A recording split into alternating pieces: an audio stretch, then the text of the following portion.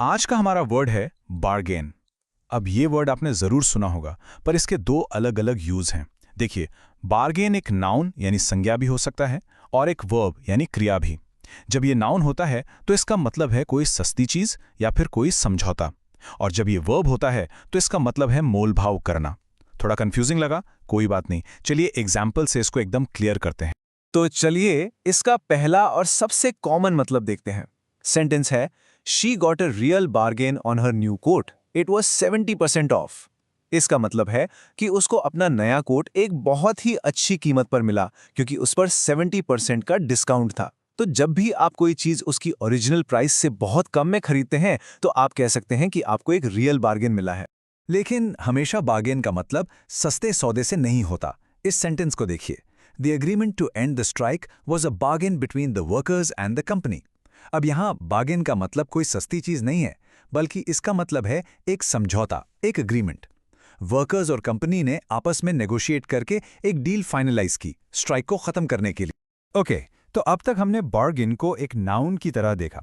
अब देखते हैं जब ये एक एक्शन यानी वर्ब बन जाता है।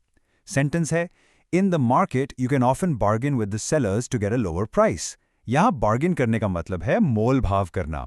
ये वो चीज़ है जो हम सब मार्केट्स में ज़रूर करते हैं, है ना? दाम कम करवाना। तो उस एक्शन को इंग्लिश में कहते हैं टू बार्गेन। तो एक अच्छा बार्गेन कैसे मिले?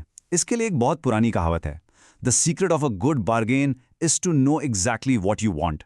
इसका मतलब है कि एक अच्छी डील पाने का सबसे बड़ा राज यह है कि आपको बिल्कुल साफ साफ पता हो कि आपको चाहिए क्या। जब आप अपने गोल को लेकर क्लियर होते हैं, तभी आप अच्छे से नेगोशिएट कर पाते हैं और एक अच्छा सौदा हासिल कर पाते हैं।